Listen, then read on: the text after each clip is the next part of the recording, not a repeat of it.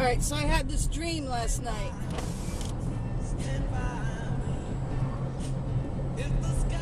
But before I tell you, I'm going to tell you of another dream that I had, which was before the video I put up, Jesus Returns. I had it a few months ago. But it was so long and so real, so detailed that I remember all of it. And it's been logged in my journal. And the reason I'm doing the video now is because when I woke up this morning, I woke up late and I couldn't put it in my journal, so I'm doing the video to record what the dream was, so while it's still fresh in my head. So the first dream, I don't know if any of you guys have heard of Electric Boat.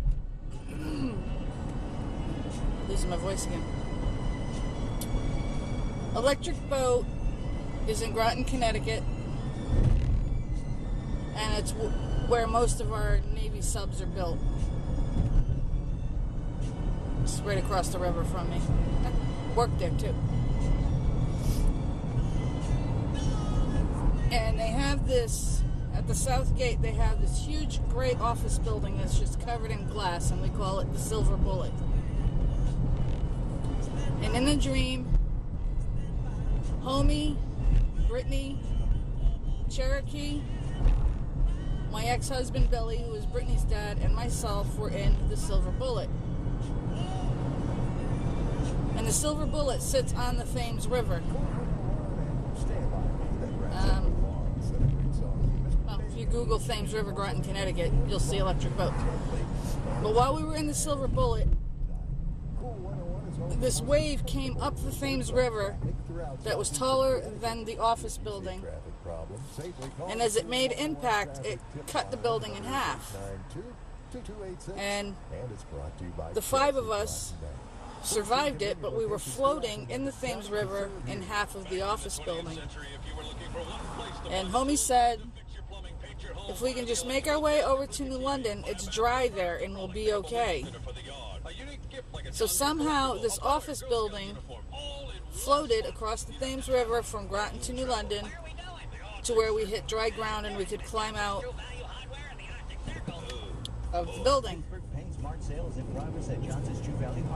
Oh, sorry. I saw something that just kind of made me smile. And as we climbed out, it started to downpour and people were in such a panic around us. You know, no one knew what was going on. A wave had just come up the river and now it was downpouring. So we ran to an overpass that we saw so we could go underneath and get some shelter. And as we went underneath, I saw 2 trash cans on fire and a couch just sitting there in the road, as well as everybody going nuts around us. And I'm holding on to Brittany and I'm holding on to Cherokee and I'm telling them it's going to be okay, we're going to be okay.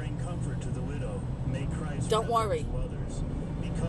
Because Cherokee at this point, she was really scared and crying, and Brittany I think was scared too, but she wasn't, you know, really crying because she's all grown up now.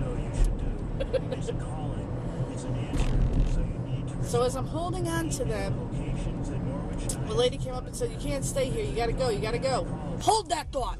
For a new or pre-owned vehicle, remember high integrity, low pressure. Remember Brustelon Buick GMC. Before I go on with my story.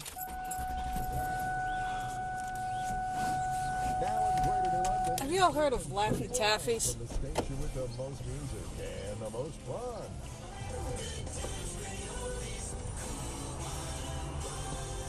Well, my favorite Laffy Taffy is the banana flavor, but it's very hard to find just banana Laffy Taffies.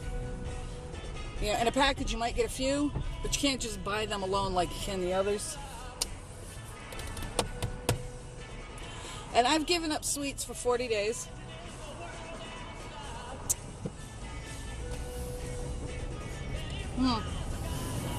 Doing good at it too.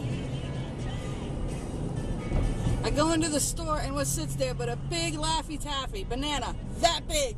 And I'm like, oh, Laffy Taffy banana. I can't do that. So of course, when I'm giving up sweets for 40 days, the Laffy Taffy banana comes out. It better be out on the 25th, let me tell you. Okay. Oh, the road's blocked up here. Alright, so back to the dream. After the overpass, homie and I seemed to be in the storage container. You know, like those big, big storage containers. And we were in there with a bunch of strangers. You know, it wasn't like so dark you couldn't see who was in there with you. You know, it was just enough light to see. Oh, there's a lot of strangers around me. So homie opened the door because he saw that Billy, Cherokee, and Brittany weren't with us. And here we stepped out, and we looked to our left, and we saw on the hill there was, you know, Cherokee, Britt, and Billy. They started walking towards us, and as they started walking, out in the distance to our, no, straight ahead from the storage container, because Billy and Britt were up on the hill to the left. And straight out from the storage container was this black wall. And I thought, wow, we're going to get a storm. That's just huge. So as they were coming to us, this wall started getting closer. And as it got closer, this buzzing sound was in my ear. That's weird. But the closer that buzzing sound got, the more I knew what it was. That wasn't a storm cloud. It was a swarm of locusts. And the people in the storage container were yelling at us to close the door, close the door. But we couldn't because we knew Billy and the girls were not going to make it to us on time. So they shut the door on us, leaving us outside.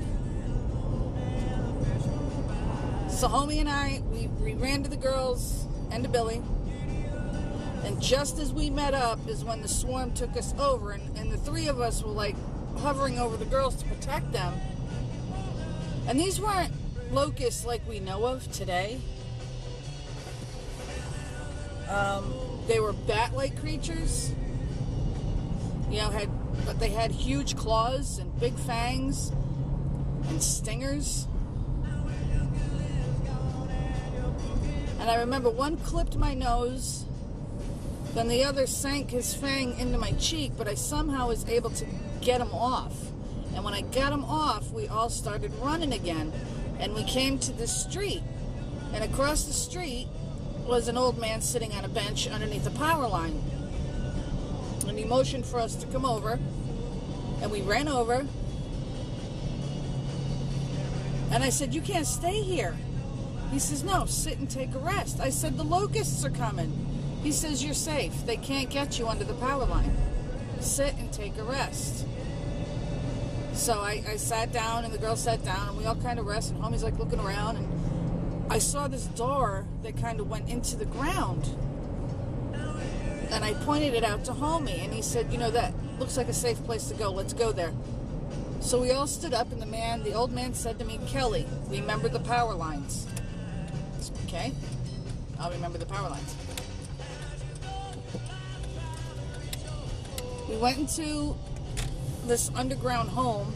You know, we went through the door, and the hallway went in a circular motion, which led into this great room. It was a living room, and it had like 4 or 5 more entrances off the living room that went into circular motions into bedrooms. But the weird thing is the ceiling was either made of plastic or glass. You could see what was going on, you know, up above.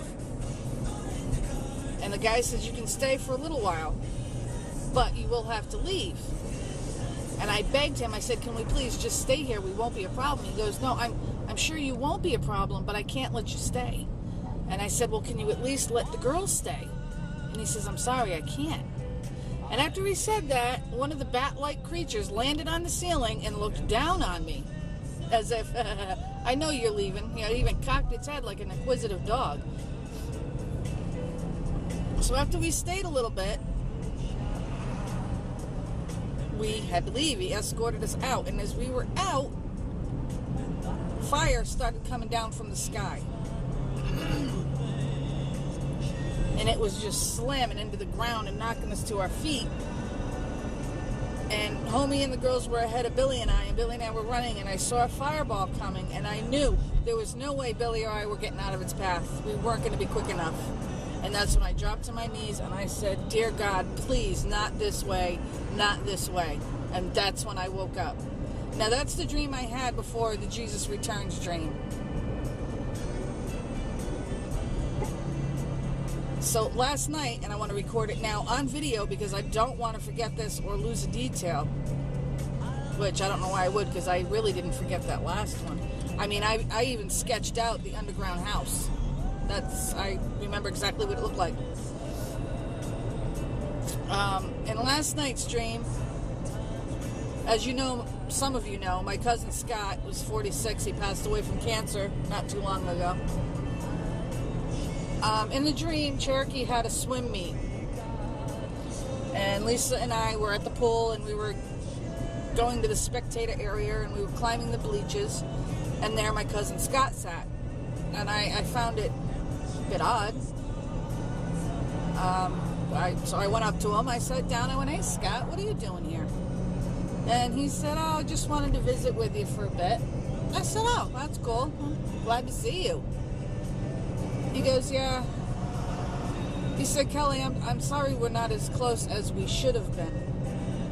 I was like, "It's all right, Scott. I mean, we didn't live near each other, and time tends to, pass through people. It's really nobody's fault." He goes, "I know, but I just wanted you to know that I love you." And I said, "Well, I love you too." And we sat there for a little bit, and I just said to him, because in the dream he was alive, but also in the dream I knew he had passed away. I said to him, "So, is it true?" And he just kind of looked at me and goes, "Is what true?" I said, "Is Jesus real?" I said, "Did you get to meet Jesus?" And his face lit up with a big smile. He goes, "Oh, yeah, I got to meet him." I said, "Is he so bright that you can't look at him?" He said, "No." He said his face is lit up, is shiny. Not shiny, it shines a little. That's what he said. His face shines a little, but it's not so bright that you have to close your eyes to look at him, and the rest of his body's just regular, just normal. So, oh, that's cool. So then all of a sudden we're walking across the New London Bridge, or the Gold Star Bridge, which is the bridge that brings you from New London into Groton over the Thames River. And it was a quick walk, because by the time he'd asked me a question, we were in Groton by the time he was done. He said, "Are you still having end-of-world dreams?" And I said, "No, not since the Jesus Returns one." So no. I said, "Okay, well, pay attention to them." I said, "All right." And as I answered him, I looked down, because we were on the river edge, and there was a teeny tiny fish. He was still alive. He was just out of the water, and he was struggling to breathe. So I bent down to pick him up, and as I bent down, Cherokee came behind me with an angelfish that was still alive, and she stuck it down the back of my pants. I guess God wanted some comedy in this dream. I don't know. So here I have an angelfish in my tuchus. So I throw the little tiny fish in the ocean, and I reach down and I grab the angelfish out of my pants, thinking, "Oh, you poor thing. Let me throw you back in the water." I threw him in the water, and when I went to turn around, my cousin Scott was gone. And that's where I woke up. It was me looking for my cousin. It was a message. Jesus is real. And he's okay. All right, I will talk to you guys later. Love you. Bye.